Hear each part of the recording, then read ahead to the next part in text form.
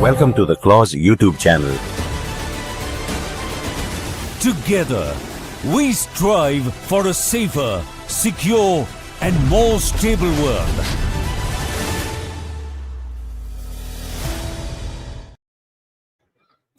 Hello and welcome to Strategic Frontlines, the YouTube channel of Center for Land Warfare Studies. And today we have with us Lieutenant General Khandare, former defense advisor to the Ministry of Defense. So very warm welcome to you, sir. Thank you, Dushyant. A pleasure being with you. And for those who are not fully aware of, but I know many of you must be interacting with you also personally, but he was also the DG DIA. So he had a very unique experience of being in the NSC as well, under the current National Security Advisor as his military advisor. So therefore, he packs in himself the experience of the top level to the Ministry of Defense and the Army headquarters. So we couldn't have asked for anyone better to discuss something which is very relevant today. And the topic today which we are going to discuss, sir, is going to be on the multilateral forums. There is a talk which keeps on going in the diplomatic circle that the world is moving towards the multipolar world, and accordingly there are the increasing importance of multilateral forums, and you have got so many of them. So what I will do today, sir, I'll first briefly tell our audience as to which all multi forums is India part of, and then we will start the conversation related to what does it bring to us on the table in terms of advantages and in terms of disadvantages, and how do we overcome those disadvantages. So over to you, sir. Before that, let me just show to our audience about the multilateral forum. So if you look at the Eastern Multilateral Forum, by that I mean the Eastern Bloc, then you have the Shanghai Cooperation Organization. Recently the defense ministers meet took place. The focus is on security, counterterrorism, economic cooperation. The role full member since 2017, that is India, has been a full member since 2017. I happen to be fortunate enough to be in Goa when this happened, and I was actually looking after the entire security arrangements of the SCO meet at that point in time. Hosted the 2023 SCO summit virtually and the 2025 summit in Goa. So Goa is very popular, and our guest today is speaking from Goa. What a coincidence. Then we have BRICS, which is Brazil, Russia, India, China, South Africa, expanded recently to a much larger membership. The focus is on economic collaboration, global governance reforms. The role, of course, founding member since 2006, hosted the 2021 summit, which was a big success. If you look at the ASEAN, India is a partnership role, focuses on trade, security, cultural exchange, etc. Dialogue partner since 1992, part of ASEAN India Summit. East Asia Summit, not that well known, but yes, India has been regional security, economic integration is the focus, and we have been members since 2005, aligning with the Indo-Pacific strategy. If you look at the other forum, Bay of Bengal Initiative for Multi-Sectoral, Technical and Economic Cooperation, still relevant, still positive, and we recently had a meeting of this. It's a kind of an answer to the defunct, deoperationalized SARC, and that is thanks to our northern and the western adversaries. I won't call them friends by any stretch of imagination. Then we have the Asia Pacific Economic Cooperation, Trade and Economic Cooperation. India has applied for membership, although we haven't got it as yet. Role is of an observer status, seeking full membership. So that is as far as our Eastern front is concerned. If you look at the Western Multilateral Forum, of course, United Nations technically cannot be called a Western Multilateral Forum, but given the dominance of Western countries in the UN, we would club it under the Western Multilateral Forums. Then you have the G20, where India is always invited. Recently, India hosted the G20 summit, and it was a grand success in 2023. I think it's a record of sorts, and it opened the eyes of the entire world to the capability of India to host such international events. And then you have the Quad. Then you have the Quad, which focuses on Indo-Pacific security, countering China's influence. Member since 2017, with the US, Japan, and Australia as the fellow members. Then we have the Indian Ocean Rim Association. This is again a maritime security trade. Founding members in 1997, promotes Indo-Pacific Ocean Initiative. International Monetary Fund and the World Bank, we are part of it. Then you have the World Trade Organization, again, we are part of it. Some people are definitely saying, in fact, I have told that the world organizations like these are losing relevance. That's a separate issue and a separate discussion. We will discuss about it subsequently if time permits, or we will leave it to another day. With that, I now invite our guest, sir, over to you. Could you highlight what are the advantages that accrue? And there are many more multilateral forums. I've just highlighted like I2U2, Abraham Accord. So there are so many others. I have just left it IMEC and host of others where India is part of the alliance. So what are the advantages that accrue by having membership on both sides? Isn't it that we are having one leg on one boat and the second leg on second boat? So sometimes you might land up into a problem.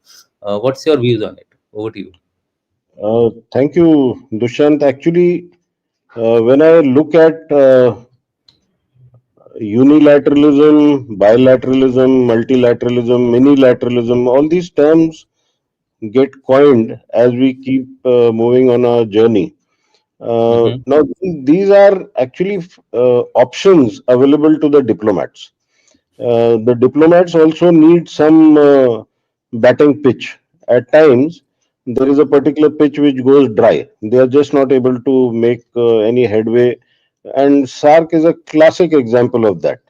Now, because SARC, it is like that, as children, somebody used to say, na khelenge, na khelne denge. So that's exactly what happened in SARC. So you created another option, that is BIMSTEC, and then you started moving ahead with that. So this is one advantage. If you have multiple options, then your diplomatic options increase. That is one part. Secondly, very silently you are able to sideline your adversary there. And when I'm talking of sidelining, obviously you cannot sideline powerful adversary like China, because Yeah. China creates its own platform, and then perforce you have to join them, and SEO is a classic case of that. Mm-hmm. Uh, Now, India finds it difficult to balance, but so far, I think diplomatically and as a nation, we've held our ground. How much to engage with Quad, in what nature to engage with Quad. So, we may not be as weak as some other country where we have to just lie flat. We balance it out between BRICS, SEO, and even Quad. Okay, one more advantage when we have is, see, the West is practically driven by the United States. Now, Mm-hmm. every 4 years, you have a change, Republicans and Democrats, and multilateralism by Biden and unilateralism by Trump. If you put all your eggs in the same basket, you get stuck. So, and then at that moment, where do you go? So you Yeah. perforce have to balance it out by keeping multiple options open. Out of the various forum or fora that you mentioned, I want to bring in one more advantageous forum, that is the Wassenaar arrangement.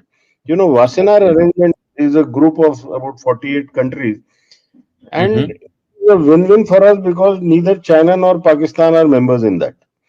I Oh. don't know how it has got formed, but it is a beautiful opportunity to us, which we have utilized. Mm-hmm.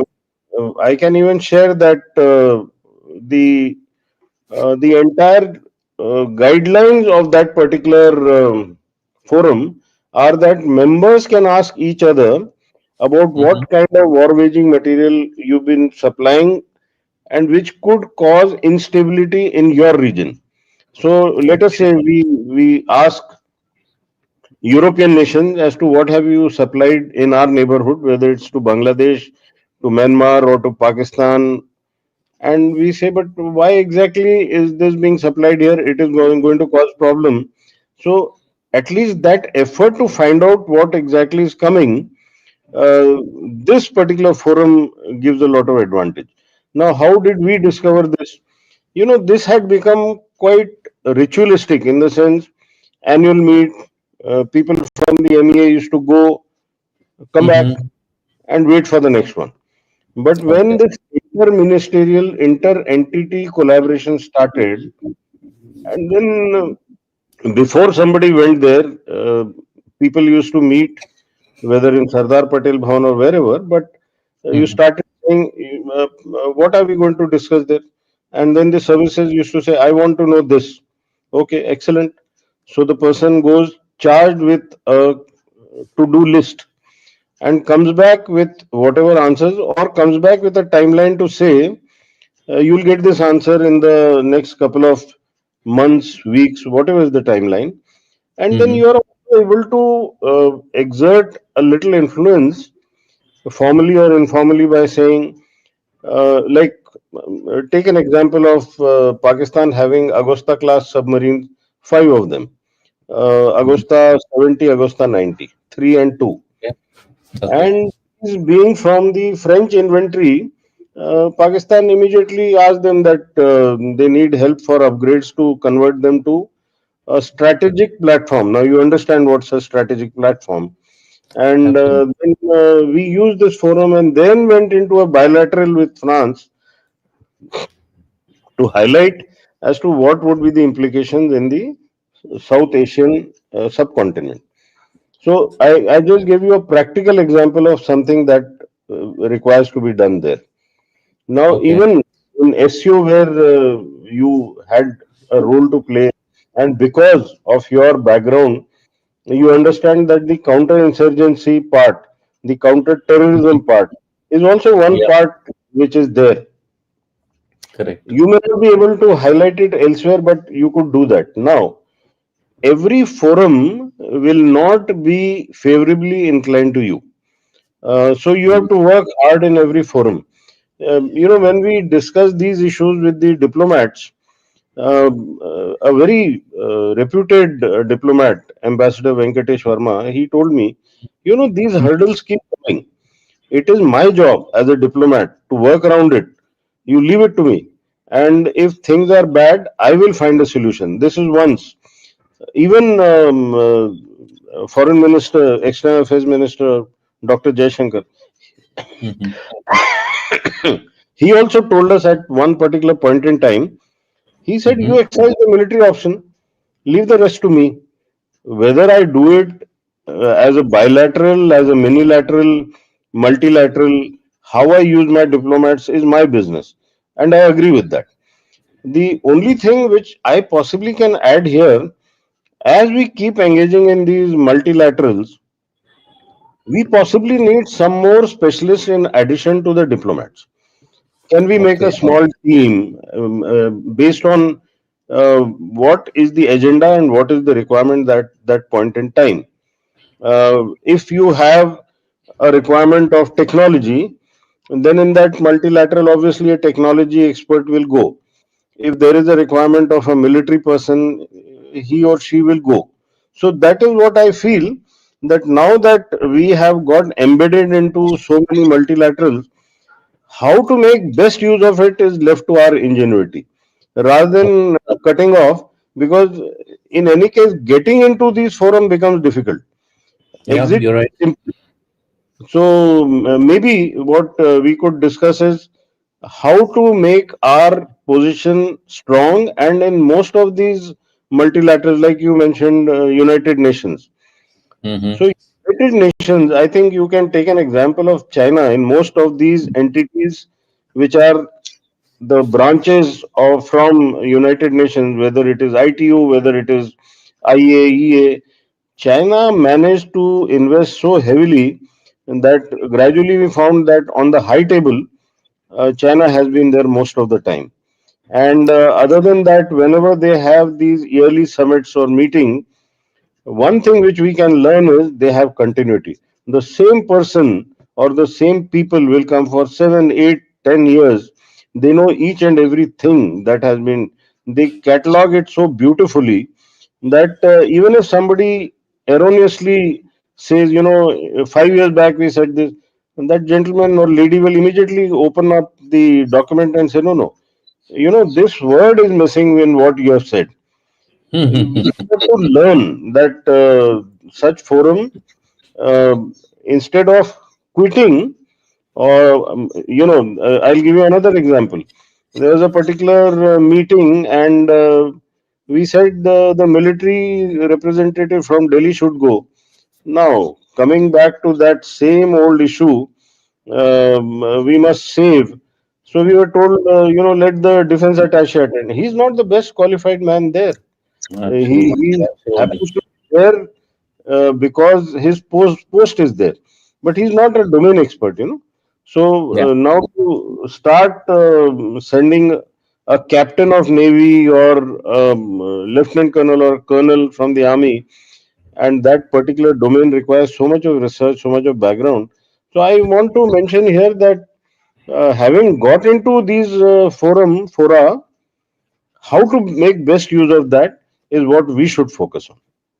Yeah, Jan Khandare, I am reminded of a small anecdote by the last point which you made of DAs not being enough to actually promote our defense diplomacy. There was a case in the Navy, and this has been shared by somebody very senior. By that I mean he was a former CNC, etc. So he told me that there was an opportunity. There was a case of procurement, a big procurement, and where we actually had to send somebody from the country, somebody big enough, and somebody who was expert in that particular domain, to go and actually present India's cause.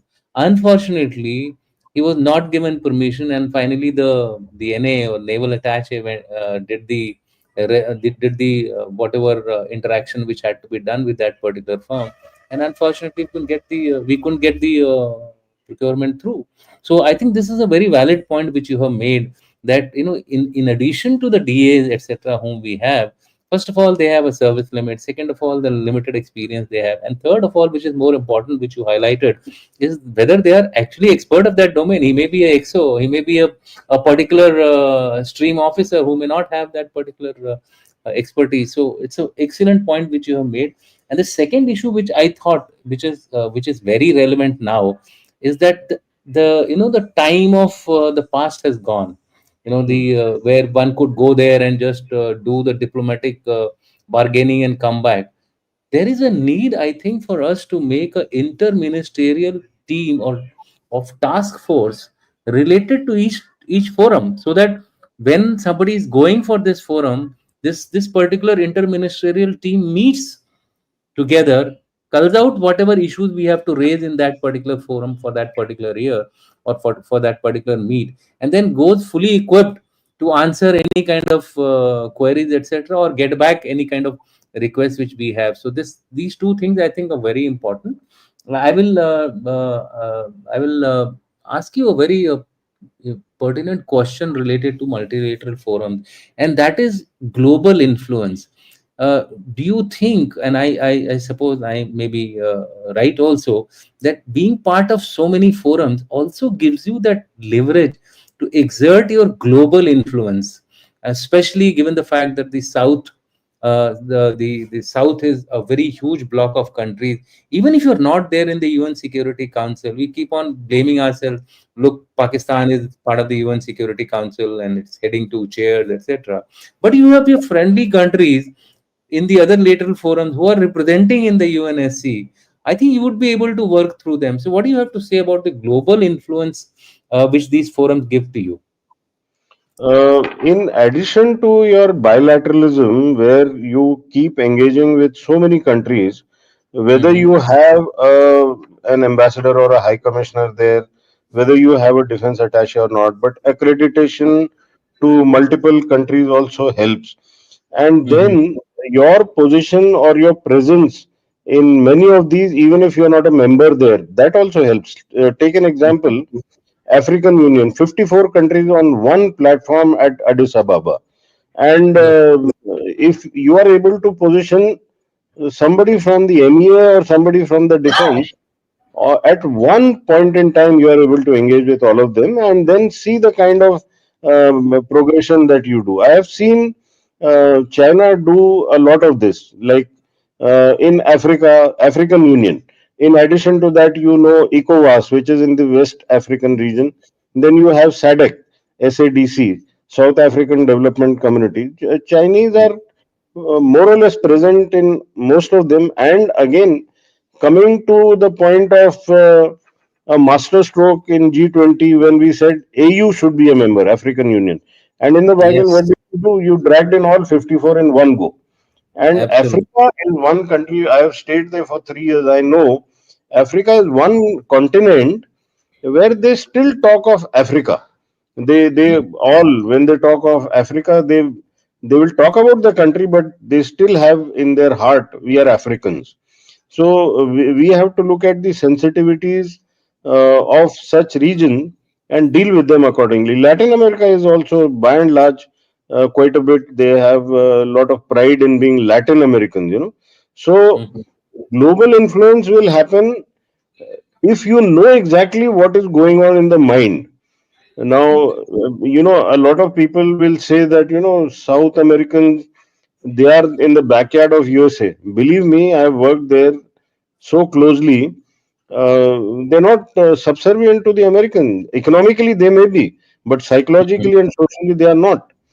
So, if we are able to engage globally with multiple forums, so multilateralism, there, minilateralism, bilateralism, we will be able to exert somewhere or the other. Your point that non-permanent member Pakistan, I think we will have to suffer them for a couple of months.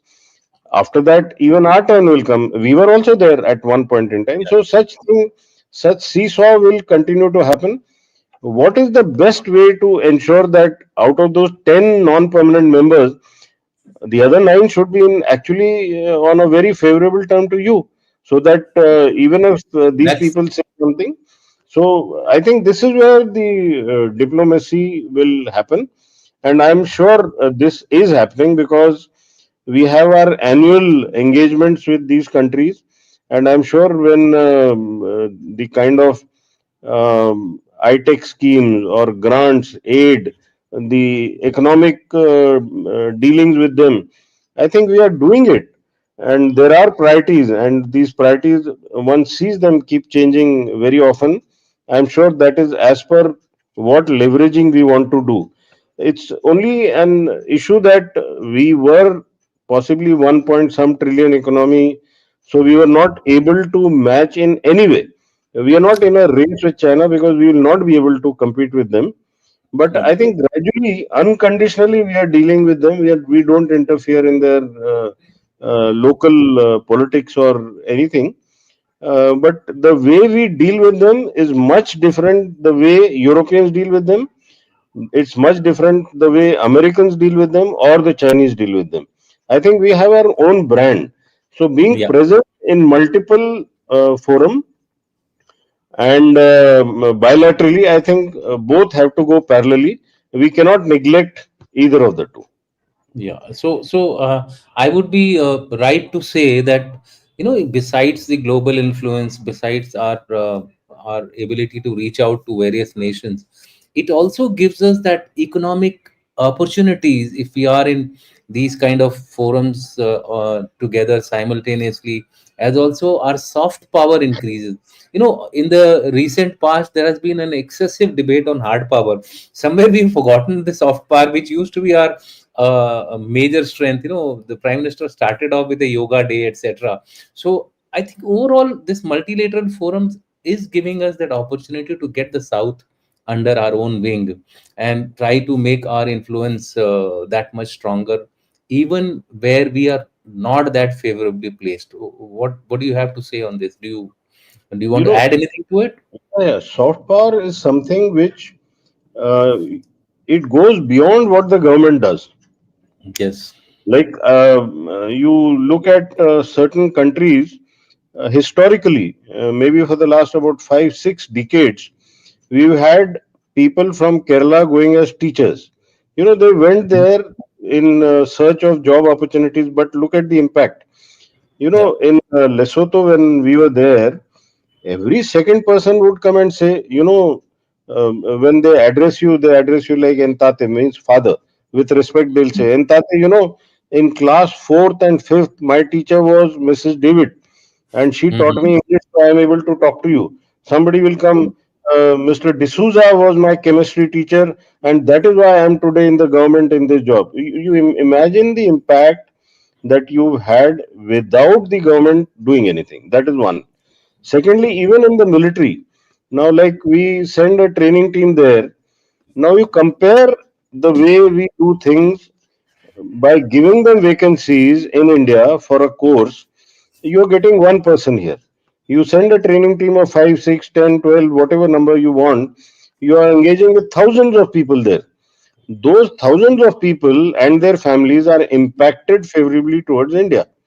You see what we have done in Tanzania, Nigeria, Botswana, Lesotho, Uganda.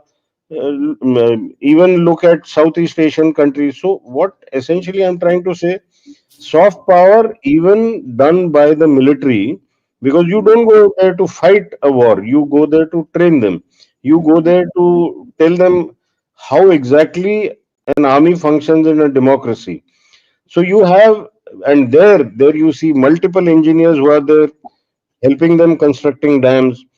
In Botswana, I met one very elderly gentleman who was their human resource advisor. Imagine the kind of things that our people have been doing. Our engineers have been going and solving their daily problems. So it's not that only the government does it. Beyond the government, there is plenty that is being done. And I've still not touched upon the merchants who are there in Kenya or Uganda, or the kind of Yeah. money that is circulating in these countries, West Africa. You look at what was Hong Kong. So what I'm basically trying to say is that uh, there is much more that is done in soft power than what the government does. Nigeria, the impact that Bollywood has, the impact that our television serials have. In Nigeria, there are clubs of citizens who Hmm. watch these Indian serials, and I was quite surprised. I met a governor's wife there, and she started talking to me in Hindi, and I asked her, "Have you been to India?" She said, "No." Then I said, "How have you learned this Hindi?" She said, "We watch your serials, and that's how we've got a fan club and a Hindi club." A governor's wife, governor is a big person there. So many a time, this mapping of our soft power is missing.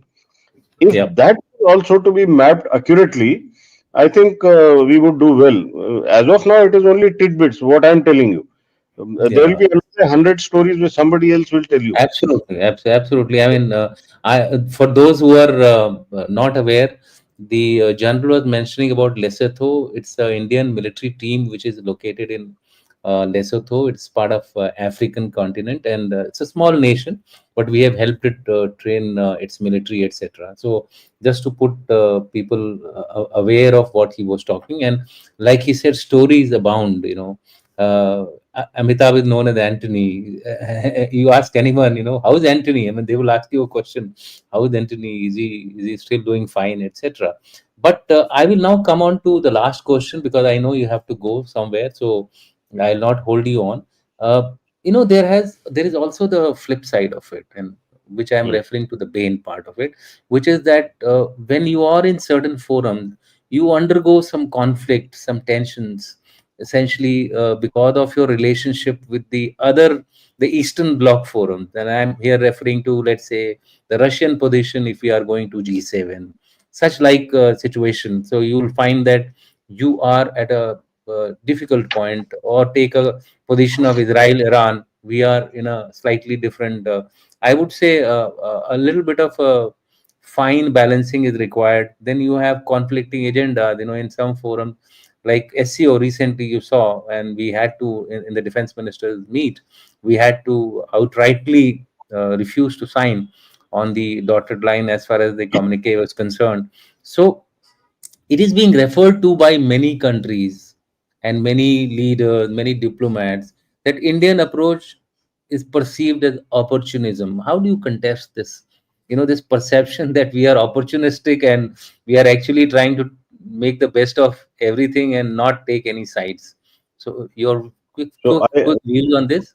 Quick yeah, views on this, and see, if we are accused of being opportunists, who's not? yes, Isn't USA absolutely. the same? Isn't Europe the same? Isn't Yes. China the same? You look at every possible opportunity where USA keeps flip-flopping, make America great, and being the custodian of the world order. So Hmm. you see the kind of two extreme positions that they take, and wherever it helps them, they do it. So post World War II, the winners of World War II went into a Cold War. So obviously, there is nothing which is a perfect solution, and taking difficult position, I can assure you, when we take such difficult position, there is something which is on display, and there is something which is happening elsewhere. So there are a number of people who are doing talks on the sideline and saying, "Look, this is exactly what we are going to do. There should be no heartburn as far as those people who are aligned with us. Those people who have to be shown the door or shown the actual position are shown." So if in this particular thing, because our Pahalgam thing was not being included, and we had to take a tough position. I think this was fantastic. This is an Absolutely. announcement on international forum that thus far and no more. I think at times you have to announce. How do you announce? Will you call for a press conference where you get the world media? Rather than that, you made use of this. So here is one extreme where you refuse to sign on a dotted line. Now take your mind back to G20. When people were still not ready to sign, you did some wonderful lobbying, and you did some excellent on the sidelines talks. And at the last minute, everyone signed. So you prove to the world that you can conduct such a magnanimous and magnificent event and still get everyone to be with you. And when you go to a forum where there are superpowers and you don't agree, you don't agree. You just say, sorry, I'm not signing because you've not been able to conduct it well. So, who is supposed to be looking in a bad light there is the person who's organized it, is a person who should have got a dialogue with us and said, okay, we'll find a way out via media. Either Pakistan thing is not included or both of us are included. I think what lesson comes out here is our diplomats have been doing well. The others have a lot to learn. That it's not just organizing an event. Completion of that event on a consensus is what is the ultimate, and it didn't happen in SEO. It's not something that we should feel bad about. Yeah, absolutely. I think you put this whole thing in very brilliantly. But I would like to add here that all this comes when your heft increases. And I Yeah. think one of the important factors which has happened in the last 10 years or so is that our jump in the economic sphere, from the 11th to going up to the fourth now, and soon to be the third largest economy, you cannot be ignored now. So if you cannot be ignored, you might as well say what you wanted, and if somebody has to lump it, so be it, lump it. That's the choice which you have to make, in case if you want your positions to go ahead. Last question, and quick comment on this is that uh, BRIC summit is going to happen in Brazil, right? And Putin as well as Xi Jinping have decided to opt out. How do you look at this thing? Is it an opportunity for India, or is it something that the whole summit is going to become a low profile event? No, nothing will be a low profile event. Every challenge throws up an opportunity.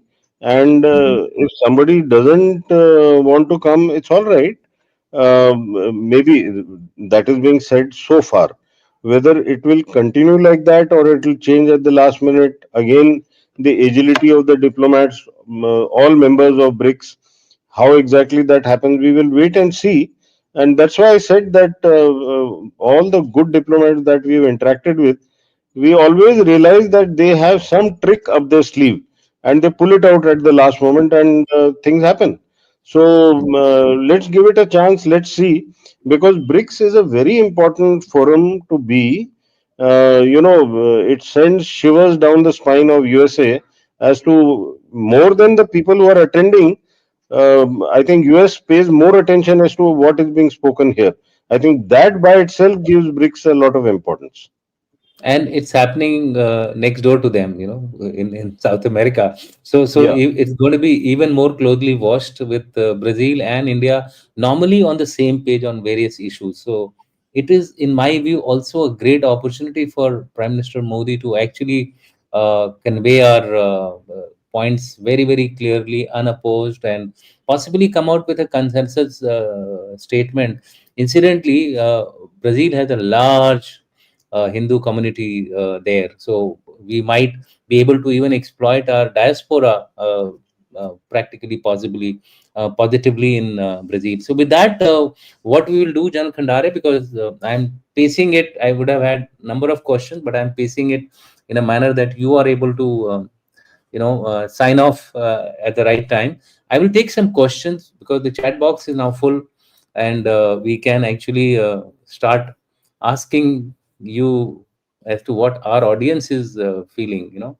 sure, So sure. I'll start off with from the first rather than from the bottom.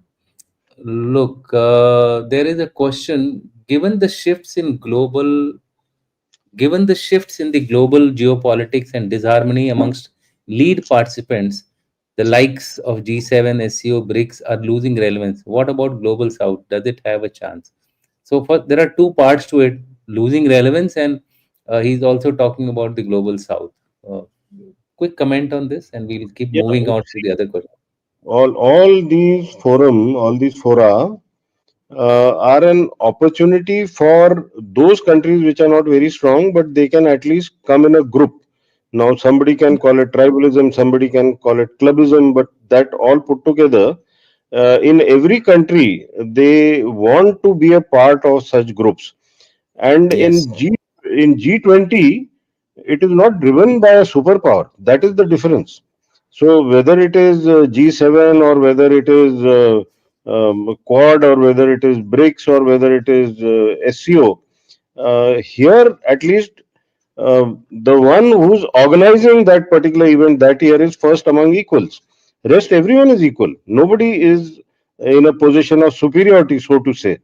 But let us say it is quad. You know who's driving quad.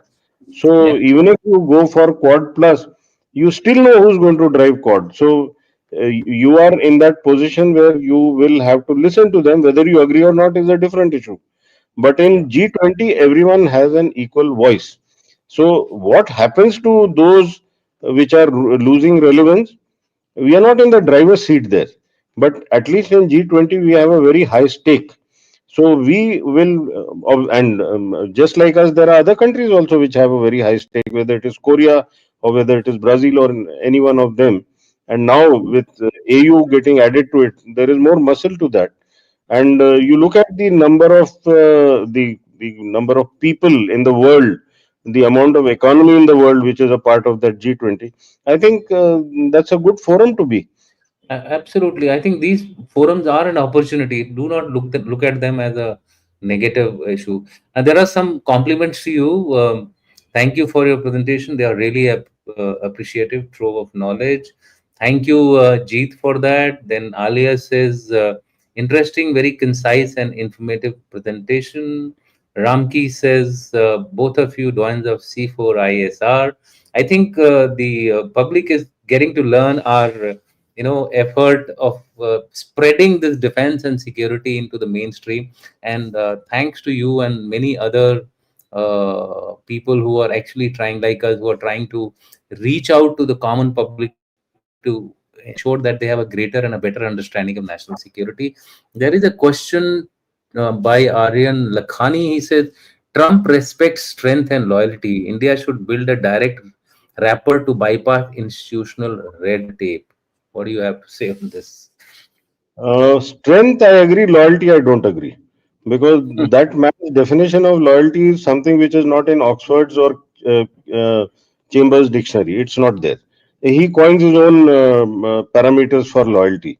So if loyalty was the issue, then there would have been no reason for India to be viewed from a different prism, Pakistan to be viewed from a different prism. So for him, if you grant him all the benefits that make America great, then loyalty is to America. So let's forget that about his having a particular soft corner for people like us. It won't happen. Yeah, Um, I uh, think we need to be transactional, sir. As simple as that.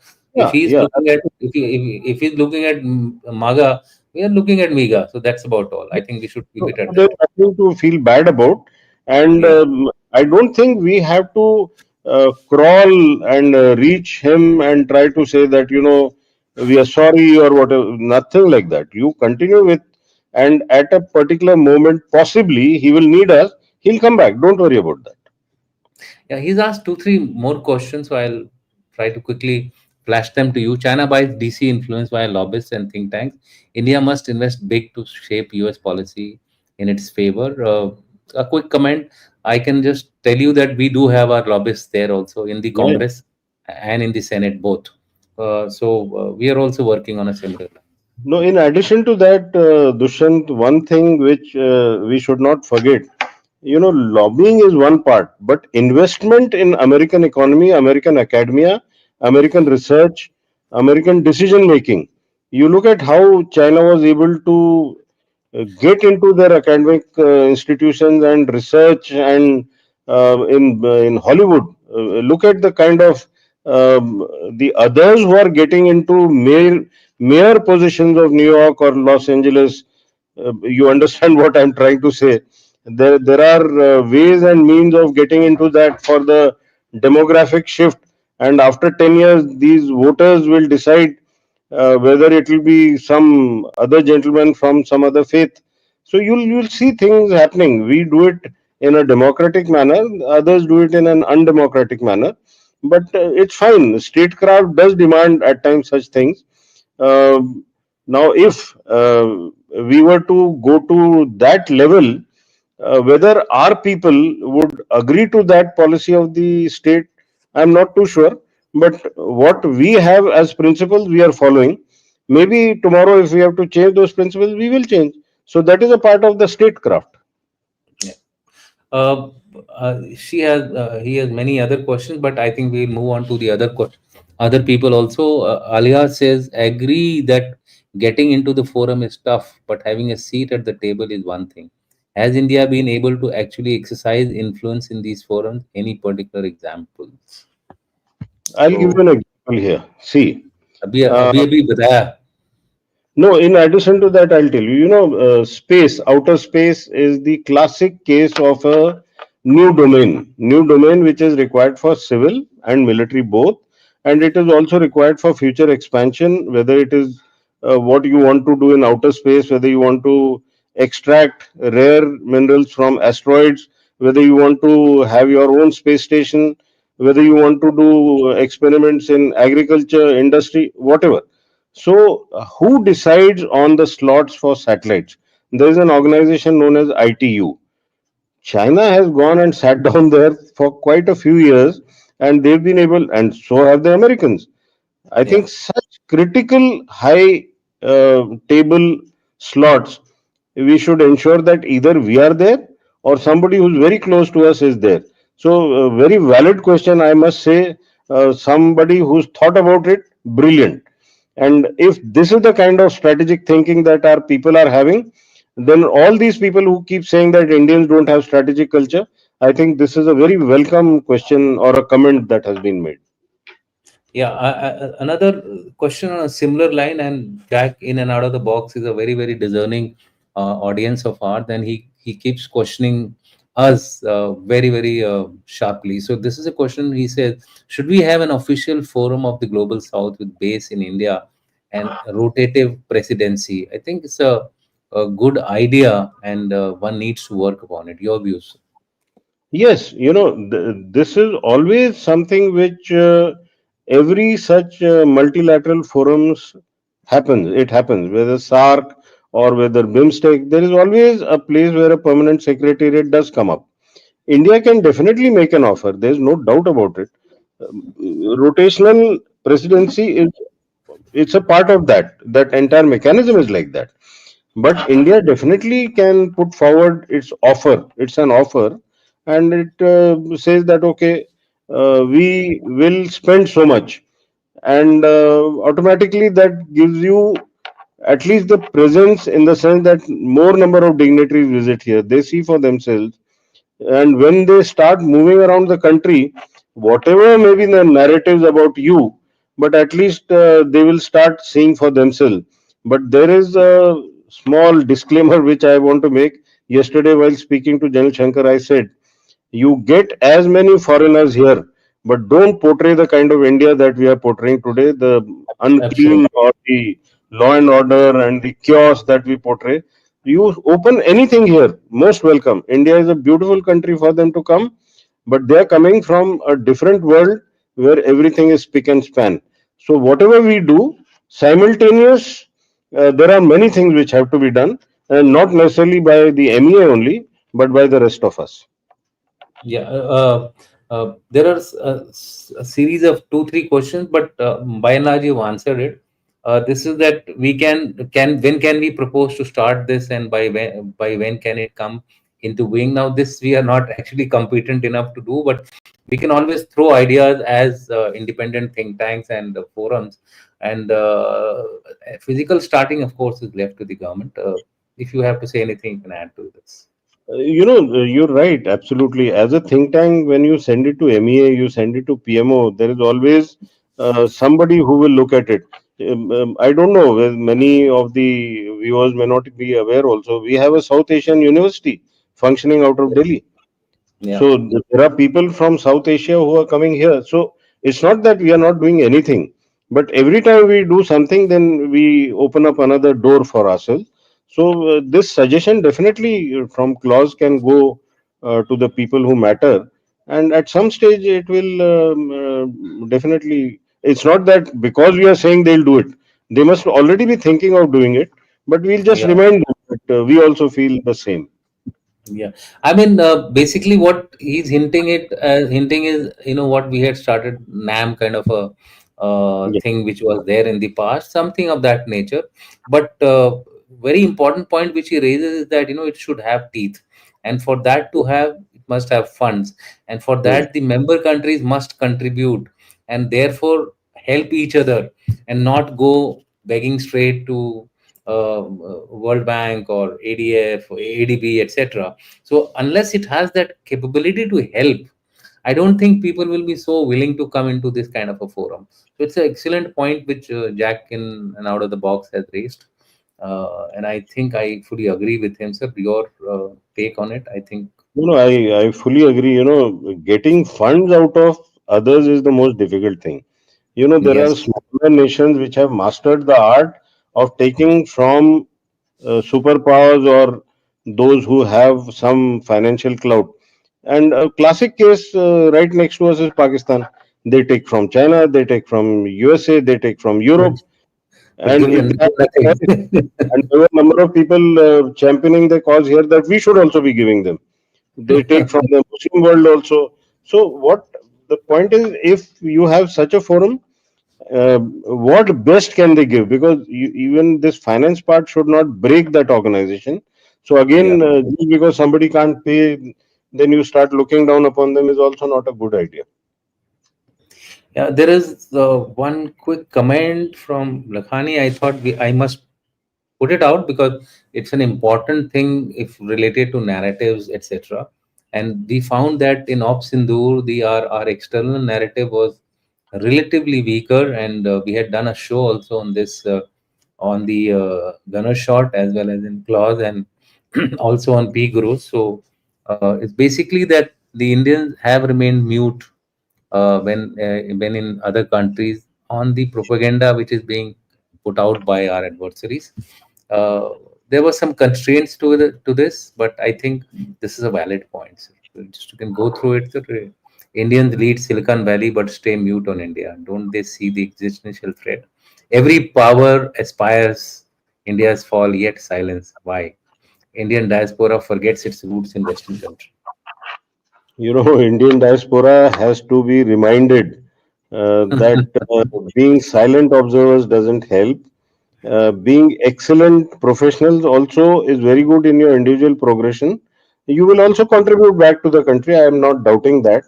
But there are two types of people. When you are going on a road or a highway, there is an accident, you stop, you help. And there's somebody looting somebody, you stop and fight. We are not in that category as yet. We have to learn to fight for our own interests. And when I'm saying own interest, it is the nation. Information highway is where all this perception and narratives float around. And if you're not going to do that, don't expect somebody from Mars to come and fight for you. And we cannot have the government doing everything. I think every Yeah. citizen has to wear his pride and nationality on his sleeve. Whether you're in India, whether outside India, I think we all have to join in. Yeah. A comment just for information. Opportunism was clearly visible during Op Sindhu. US, Iran, EU, and most others tried to balance their stance. The rules of the game can't change when it is India's turn. Absolutely, I truly agree to it. If you have to add anything to it, otherwise we will call I this an end. I only want to say it's not opportunism, it is realism. Let's realize Yeah. that it is realism and let's Yeah. not blame anybody. This is exactly the cruel world that we are in, and let's learn to live with this and not feel bad that the US was with us and wo jhula jhul rahe the and all that. It doesn't make sense. There is something which is a photo op and there is something which is real. My last comment, sorry, my last thing why I'm showing this is that I want to tell Lofi Subi that tomorrow we are going to have a program in Bangladesh. So there we will put up this particular question and you can join us. And Ambassador Mukhopadhyay is going to be there and he lives in that part of the world virtually because of his connections there. He was also ambassador there. So I think he will be able to answer this particular question. So, with that, sir, thank you very much. I think it was a wonderful discussion. Wish you a very good evening there in Goa. Have a nice breezy Goa evening, and also have a excellent lecture tomorrow. Thank you and Jai Hind.